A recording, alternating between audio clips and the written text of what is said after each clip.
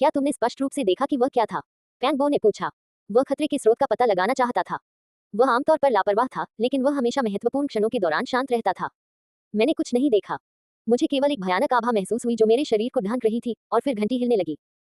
इस समय वांग जिवेन सुनहरी रोशनी से घिरा हुआ था, लेकिन उसे अभी भी एक डर महसूस हो रहा था। ये शब्द सुनकर टेम्पेस्ट मंदिर से कुछ पाने वाले सभी लोगों ने अपने हाथों में टूटे हुए बौद्ध औजारों को कसकर पकड़ लिया। ये चीजें असाधारण साबित हुई। इनका इस्तेमाल देवताओं ने जरूर किया होगा। टूटी हुई घंटी का हिलना बंद हो गया और मधुर घंटी की आवाज धीरे धीरे फीकी पड़ गई। वांग जिवेन के शरीर पर जलती हुई सुनहरी दिव्य लौ गायब हो गई और सुनहरी रोशनी कांस्य घंटी में लौट आई। चलो जल्दी से इन खंडहरों को छोड़ दें। ये फैन ने अपने हाथ में कांस्य दीपक पकड़ लिया। कुछ दिव्य प्रकाश छिड़कते हुए वह पंचरंगी वेदी की ओर चला गया। सभी लोग पीछे पीछे चल पड़े। स्वर्गीय महल के विशाल खंडहरों में अवश्य ही कुछ भयानक होगा। हर पल जब वे यहाँ रुकते तो उनके सामने आने वाला खतरा और बढ़ जाता। आह! एक और चीख सुनाई दी। जैसे ही वे खंडहर के किनारे पहुंचे, एक पुरुष छात्र अपनी पीठ के बल जमीन पर गिर पड़ा। उसके माथे के बीच में एक उंगली के आकार का छेद था। उसमें से ताजा खून बह रहा था। वह भी उसी तरह मर गया।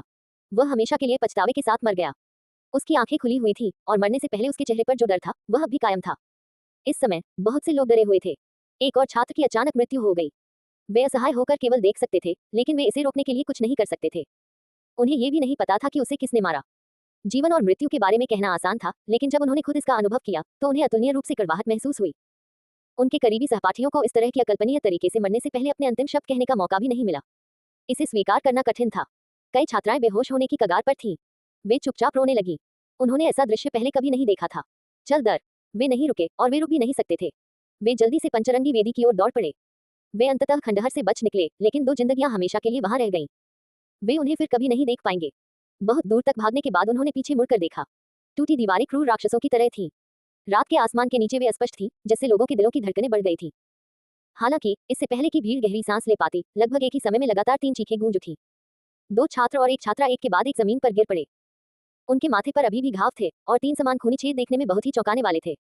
खून से जमीन लाल हो गई थी। 3 पूर्व सहपाठी और दोस्त ऐसे ही मर गए थे। उनकी आंखें बाहर निकली हुई थीं और उनके चेहरे पर डर साफ झलक रहा था। कुछ ही समय में 5 लोगों की जान चली गई। इससे सभी दुखी हो गए और उनके सिर सुन्न हो गए। शायद अगला नंबर उनका हो। कोई नहीं जानता था कि उनकी जिंदगी कब खत्म होगी। बूहू! एक छात्रा रोने की कगार पर थी। वह फूट फूट कर रोने लगी और बोली, जो लोग मर गए उन्हें मंदिर में कोई कलाकृति नहीं मिली। वह अज्ञात शैतान पास ही है। अगर हमारे पास देवताओं द्वारा छोड़ी गई पवित्र कलाकृतियां नहीं हैं, तो हम जल्द या बाद में मर जाएंगे। यह एक सच्चाई थी। मंदिर में मरने वाले 5 लोगों को कुछ नहीं मिला था और वांग जिवेन, जिस पर भी हमला हुआ था, उस टूटी हुई कांस्य घंटी की वजह से सुरक्षित और स्वस्थ था।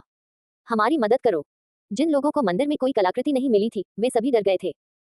जिन लोगों को कुछ मिला था, वे मदद की भीख मांगने के लिए विनती भरे स्वरों का इस्तेमाल कर रहे थे। हमारी मदद करो। हालांकि इस महत्वपूर्ण क्षण में कौन अपनी एकमात्र जीवन रक्षक बौद्ध कलाकृति को त्याग देगा? कुछ लोग रुके नहीं और पीछे मुड़कर भी नहीं देखा। वे बड़े बड़े कदमों से पंचरंगी वेदी की ओर दौड़ पड़े। सहपाठियों के बीच दोस्ती वाकई अनमोल थी, लेकिन जीवन और मृत्यु के सामने कई लोगों ने खुद को बचाने के लिए एक दूसरे का सामना ठंडे दिमाग से करना चुना। मनुष्यों के बीच संबंध और मानव स्वभाव के विरोधाभास पहली बार कठिन परीक्षा का सामना कर रहे थे। मैं आपसे विनती करती हूँ, मुझे बचा लो। मानसिक रूप से टूटने की कगार पर खड़ी छात्रा भागते हुए रो पड़ी। वह डरी हुई थी और बेहद दयनीय थी। उसके जूते पहले ही गिर चुके थे, लेकिन वह अभी भी असमंजस में थी। इस समय डर पहले से ही उसके दिल पर हावी हो चुका था। ये फैन चिल्लाया, हम मंदिर में मिली वस्तुओं को दूसरों के साथ साझा कर सकते हैं। पैंगबो हमेशा ये फैन के साथ रहा था। वह उसके पास खड़ा था और चिल्लाया, ये सही है, हम प्राचीन मंदिर में मिली वस्तु को 2 या 3 लोगों के साथ साझा कर सकते हैं। बहुत से लोगों ने देखा, लेकिन उनकी आंखों में झिझक थी। किसी ने कहा, क्या होगा अगर ये टूटी हुई कलाकृतियां इतनी उपयोगी न हों? यदि वे केवल एक व्यक्ति की रक्षा कर सकते हैं, तो क्या मूल मालिक भी जीवन और मृत्यु की स्थिति में नहीं आ जाएगा? जैसे ही ये शब्द निकले, लोग एकदम से हिल गए। 2 लोग तो ऐसे भी थे जो बिना पीछे देखे ही तेजी से आगे बढ़ने लगे। धन्यवाद, ये फैन। दयनीय छात्रा, जिसके जूते खो गए थे और जिसका चेहरा आंसुओं से भरा हुआ था, लड़खड़ाती हुई ये फैन के पास आई। उसके चेहरे पर अत्यंत कृतज्ञता का भाव था। उसके चेहरे पर बहते आंसुओं के साथ मिलकर लोगों को उस पर दया आ गई। उसने अपना कांपता हुआ दाहिना हाथ आगे बढ़ाया, लेकिन जब वह प्राचीन दीपक से 1 फुट दूर थी, तो उसके चेहरे पर अचानक भाव जम गए। फिर उसकी आंखें बेजान हो गईं और वह भारी होकर जमीन पर गिर पड़ी। ये बदलाव बहुत अचानक हुआ। ये फैन ने देखा कि उसकी आंखों की चमक चली गई। वह दयनीय और सुंदर चेहरा आंसुओं से भर गया। कृतज्ञता की वह मुस्कान जो अभी अभी आई थी, हमेशा के लिए वहीं जम गई, जिससे लोगों को बहुत असहज महसूस हुआ। ये फैन उसे उठाने में मदद करना चाहता था, लेकिन अंत में उसने केवल अपना हाथ बढ़ाया और फिर वापस ले लिया। बेचारी छात्रा के सिर के पिछले हिस्से में छेद हो गया था। इस बार यह उसका माथा नहीं था। उसके लंबे काले बालों से खून बह रहा था। वह केवल एक कदम दूर थी, लेकिन फिर भी वह ये फैन के सामने मर गई।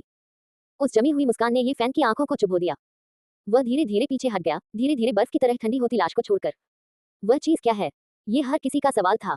मौत इतनी करीब थी कि सभी और भी डर गए। 3 या 4 लोगों ने जल्दी से ये फैन और पैंग बो को घेर लिया। वे बेसब्री से उस प्राचीन दीपक और कांस्य पट्टिका को हथियाने की कोशिश कर रहे थे। ऐसा लग रहा था जैसे वे उस पर झगड़ रहे थे, उसे अपने लिए लेना चाहते थे। आप क्या कर रहे हो? पैंग बो ने उन पर कड़ी नजर डाली और चिल्लाया, हम आपको बचा रहे हैं और ये चीजें आपके साथ साझा कर रहे हैं। हम आपको कांस्य पट्टिका और प्राचीन दीपक देने के लिए अपनी जान नहीं दे रहे हैं। उसका शरीर लंबा और मजबूत था, इसलिए जब वह उन पर नजर डालता था तो स्वाभाविक रूप से उसमें एक भयानक शक्ति होती थी। वे लोग तुरंत रुक गए और अजीब तरह से आगे बढ़े, अपने हाथों को कांस्य पट्टिका और प्राचीन दीपक पर रख दिया। समय बर्बाद करने का समय नहीं था। सब लोग जल्दी से भागे, लेकिन इस समय चारों ओर बेचैनी फैली हुई थी। कुछ लोगों की आंखें जल रही थी और वे बौद्ध खजाने को चुराना चाहते थे। जिन लोगों ने बौद्ध खजाने को तोड़ा था, वे सतर्कता से भरे हुए थे और उन्हें दूसरों के साथ साझा करने का पछतावा था। हम एक ही जगह से आते हैं और हम 4 साल से सहपाठी हैं। तुम्हें अपनी बाकी की जिंदगी शर्मिंदगी में जीने और आज अपने फैसले पर पछताने के लिए नहीं छोड़नी चाहिए। ये फैन चिल्लाया। उसकी आवाज पैंग बो की आवाज से भी ज्यादा डरावनी थी और कई लोग तुरंत शांत हो गए। बूम! इस समय लियू युंजी के शरीर में अचानक सैकड़ों हजारों बिजली के बोल्ट फूट पड़े। बिजली हवा में नाचने लगी और वह एक वज्र देवता की तरह दुनिया में उतर आया। बिजली ने उसके पूरे शरीर को ढक लिया और बिजली टिमटिमाती हुई चारों ओर प्रकाश फैला रही थी। उसके हाथ में वज्र मूसल और भी अधिक चमकीला था और यह सब टूटे हुए मूसल से उत्पन्न हुआ था। लियू युंजी को ऐसा लग रहा था मानो उसने आपस में जुड़ी बिजली से बना युद्ध कवच पहना हुआ हो। उसके पूरे शरीर से एक अतुलनीय भयंकर आभा निकल रही थी और बिजली के बोल्ट उसके शरीर के चारों ओर घूम रहे थे। वह बिल्कुल युद्ध के देवता की तरह था। अभी अभी मुझ पर उस अवर्णनीय चीज ने हमला किया था। उसने केवल यह एक वाक्य कहा और फिर उसने कुछ और नहीं कहा। उसकी भयंकर आंखों ने अनजाने में ये फैन पर नजर डाली, लेकिन जब उसने प्राचीन कांस्य दीपक देखा तो 2 तेज रोशनी जल्दी से गायब हो गई। एक क्षण के बाद ही लियू युंजी के शरीर पर चमकती बिजली धीरे धीरे कम हो गई और उसके हाथ में वज्र मूसल फिर से धुंधला हो गया। यह एक देवता द्वारा इस्तेमाल किया जाने वाला डंडा था। इस बहुमूल्य मूसल की शक्ति सभी के लिए स्पष्ट थी और वे सभी आश्चर्यचकित थे। रास्ते में सभी लोग चुप थे। अंत में वे बहुरंगी वेदी के सामने पहुंचे। सौभाग्य से वहां कोई और मौत नहीं हुई और इससे सभी को थोड़ी राहत मिली। बहुरंगी वेदी पर 9 विशाल ड्रैगन शव और प्राचीन कांस्य ताबूत चुपचाप पड़े थे और वे अभी भी पहले की तरह ही चौंकाने वाले थे। वह है। वेदी के सामने पहुंचकर सभी लोग चौंक गए। बहुरंगी वेदी पर एक धुंधला सा प्रभामंडल था और चारों ओर से प्रकाश की हल्की सी किरणें पत्थर की नींव में समा रही थी। आकाश को घेरने वाला प्रकाश अवरोध धीरे धीरे पिघलकर गायब हो गया। ये वास्तव में बहुरंगी वेदी के कारण था और ऐसा लग रहा था कि वह किसी तरह की रहस्यमयी ऊर्जा जमा कर रही थी। पहले तो सभी लोग चौंक गए, लेकिन फिर उन्होंने खुशी के भाव प्रकट किए। ऐसा इसलिए था क्योंकि बहुरंगी वेदी चमक रही थी और माउंट ताई की तरह ही ये बहुत संभव था कि यह संकेत था कि सितारों तक पहुंचने का प्राचीन मार्ग खुलने वाला था। हालांकि इस बार ऊर्जा का स्रोत पत्थर की किताब नहीं थी, बल्कि एक धुंधला और विशाल प्रकाश अवरोध था। गड़गड़ाहट। आकाश में धुंधली रोशनी की दीवार पिघल रही थी, बाहर गरजता हुआ तूफान गरज रहा था और पूरी धरती हिलती हुई लग रही थी। प्रकाश अवरोध मंद हो रहा था और हर कोई बहुरंगी वेदी पर चढ़ गया और उत्सुकता से सब कुछ देख रहा था। अंधेरे में वह अनजान और भयावह अस्तित्व सबके दिलों में छाया की तरह छाया हुआ था। हालांकि वह अभी तक दिखाई नहीं दिया, लेकिन जब तक वे इस जगह को नहीं छोड़ते तब तक यह एक बड़ा खतरा बना रहेगा। हर कोई मंगल से भागने के लिए उत्सुक था। यह आधे घंटे तक चला और मंद प्रकाश अवरोध से खुलता रहा। अंत में ये केवल बहुरंगी वेदी को ही ढक पाया और इसका व्यास 1000 मीटर से घटकर 200 मीटर से भी कम रह गया। ये लगभग जमीन पर दबाव डाल रहा था और सारी रहस्यमयी ऊर्जा बहुरंगी वेदी द्वारा अवशोषित कर ली गई थी। पैंगबो ने अपनी आवाज कम की और ये फैन के कान में फुसफुसाया, लियू युंजी की नजर अनजाने में कई बार हम पर पड़ गई है। यह आदमी बहुत ही षड्यंत्रकारी है, इसलिए हमें सावधान रहना होगा।